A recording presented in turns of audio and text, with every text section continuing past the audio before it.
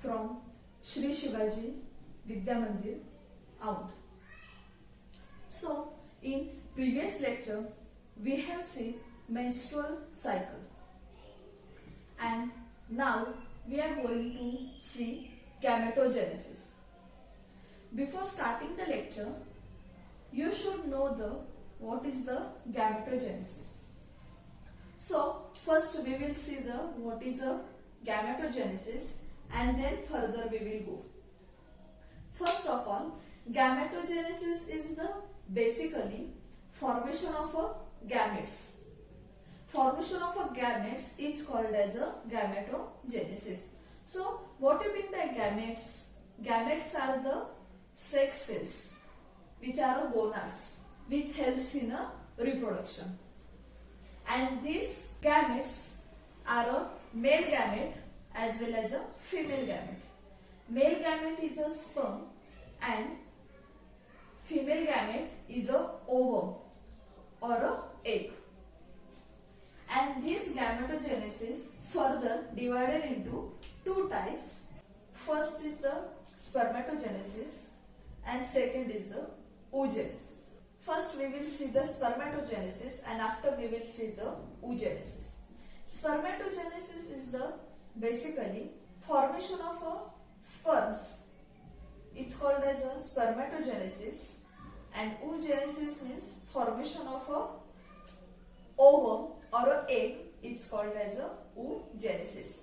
Both spermatogenesis and in oogenesis there are three phases, and they are as follows: multiplication phase, growth phase and maturation phase.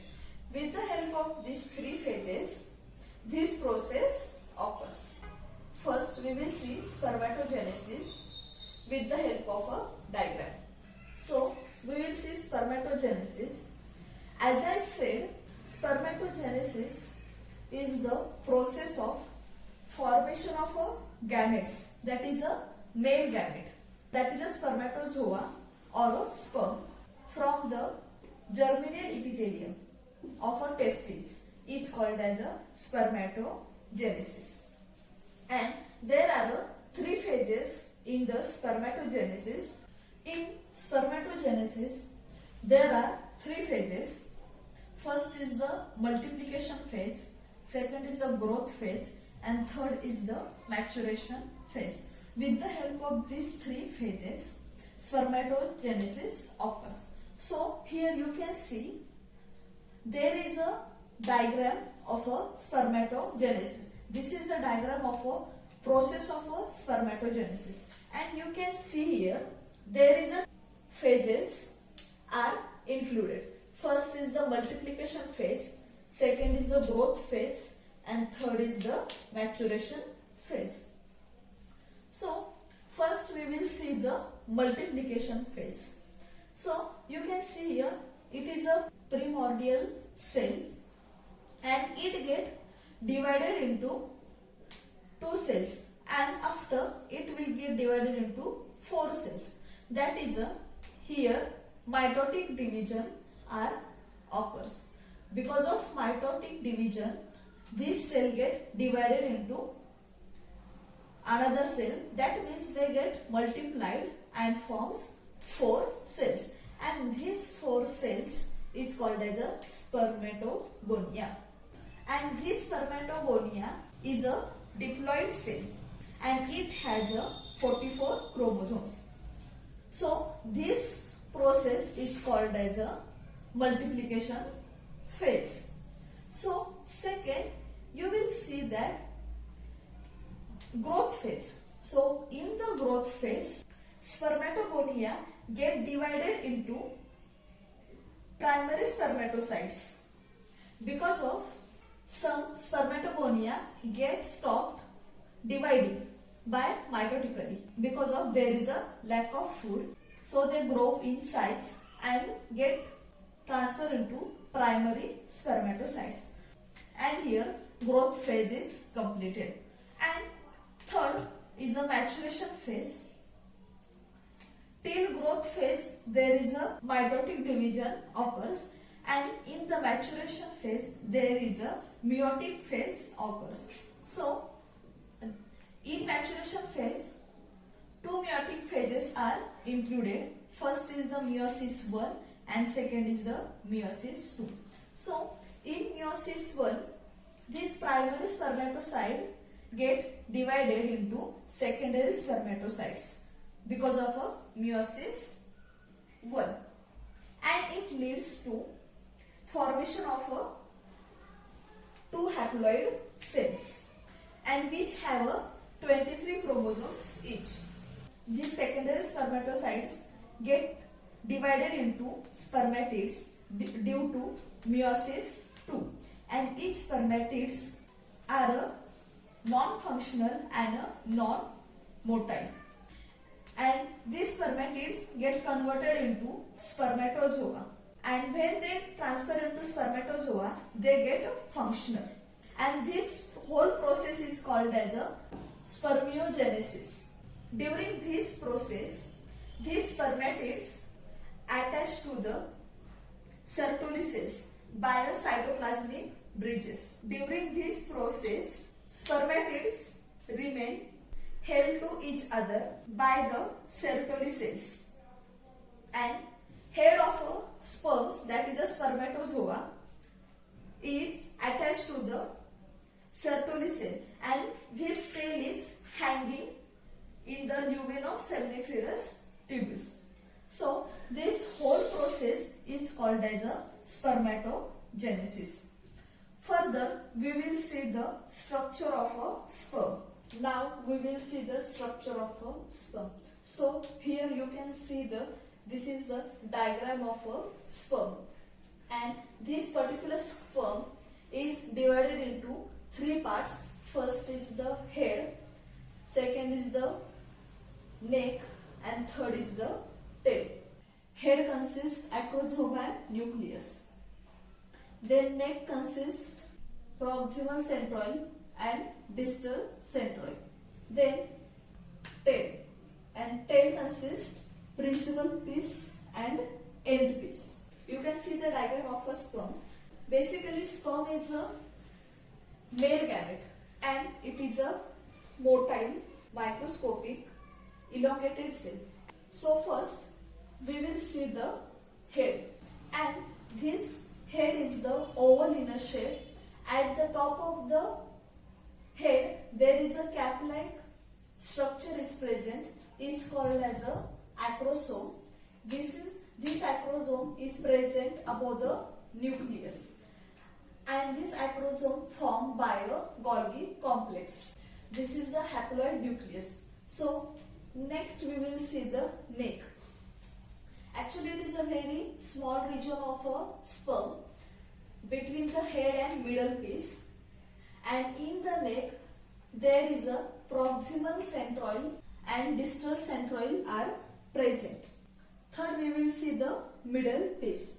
You can see in the middle piece there is a spiral-like structure are present, and this spiral-like structure are made up of a mitochondria. So this spiral-like structure are 10 to 14 spiral turns. And main function of the mitochondria is the powerhouse of a cell. So it gives energy for a movement of a sperm. Now we will see the tail. Tail has two regions, principal piece and end piece. Basically tail is a long, slender in the structure, and it has a tapering part. And this tapering part contains cytoplasm. This is the fine thread-like structure like an axial filament, and these axial filaments arises from distal centroid and which travels till the tail, and this main piece is surrounded by a cytoplasm, and the part which is present without cytoplasm is called as a end piece. So this is the structure of a sperm, and we have seen their parts. Now we will study the oogenesis. So, what is a oogenesis? First of all, we will see the definition of a oogenesis. Oogenesis means formation of an egg or an ovum from the diploid cell to haploid cell. So it is called as a oogenesis. As we studied spermatogenesis, there is a 3 phases of a spermatogenesis. Like that, oogenesis also has a 3 phases. First is the multiplication phase, second is the growth phase, and third is the maturation phase. So, multiplication phase is the first phase of a process. So, in a multiplication phase, mitotic division occurs. Mitotic division occurs, that means this is the primary germinal cell. It is also called as a PGC. So, it started dividing the cells and it forms a oogonia by a mitotic division. When the oogonia forms, then multiplication phase stops. Then oogonia enters into the growth phase. So, in growth phase, oogonia get stopped dividing and one of them, oogonia, forms a primary oocyte and then growth phase get completed. These primary oocytes enter into the maturation phase, that is a third phase of a process. Primary oocytes enter into the maturation phase by a meiosis 1 and it forms 2 daughter cells. One is a large cell and second is a small cell. Large cell is called as a secondary oocyte and small cell is called as a first polar body. First polar body further don't divide and this secondary oocyte get divided by a meiosis 2. These secondary oocytes started dividing and it get arrested at the meiosis 2 and this secondary oocyte gets shed off from the Graafian follicle. As I told, secondary oocyte get arrested at the metaphase 2 when it want to restart the division, then there is a need of a entry of a sperm. When sperm get enter, then further division will start and it will happen only fertilization. And in this division, 2 unequal daughter cells are formed. One is the ovum and second is the polar body. And this ovum is totally mature for the fertilization. If this ovum receive the sperm or a spermatozoa, then fertilization will occur and it will not receive sperm, then it will shed off along with the menstruum. So this is the process of a oogenesis, that is a formation of a ovum or a egg. Now we will see the structure of a egg or a ovum. It is also called as a secondary oocytes. Students, you can see here, this is a diagram of a structure of a unfertilized egg or ovum. You can see here there is an inner membrane called as a vitelline membrane. This is the outer membrane. It is called as a zona pedulica, and space between vitelline membrane and a zona pedulica, that means this space is called as a perivitelline space.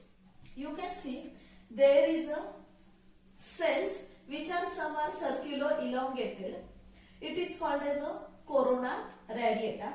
You can see there is a small cavity like structure. This is called as a first polar body, and you can see here there is a small circular structure called as a germinal vesicle. Actually it is a nucleus of a egg, so it is called as a germinal vesicle. And this is the cytoplasm. It is called as a ooplasm because it is present in the oocyte. That's why it is called as a ooplasm. So, in human, unfertilized egg released from ovary, it is a actually secondary oocyte. So, it is also called as a secondary oocyte. Basically, it is a non-ciliated. Non-ciliated means it don't have a shell. So, it is called as a non-ciliated, and it is also called as a microlithical. Microlithical means yolk is present but in a small quantity. So it is called as a microlithical. Basically it is a rounded and non-motile. And main thing, it is a haploid female gamete. So this is the structure of a unfertilized egg or a ovum, or it is also called as a secondary oocyte. So today we have seen spermatogenesis and oogenesis along with the structure of a sperm as well as structure of a ovule or a egg. In next lecture we will see the fertilization. Thank you.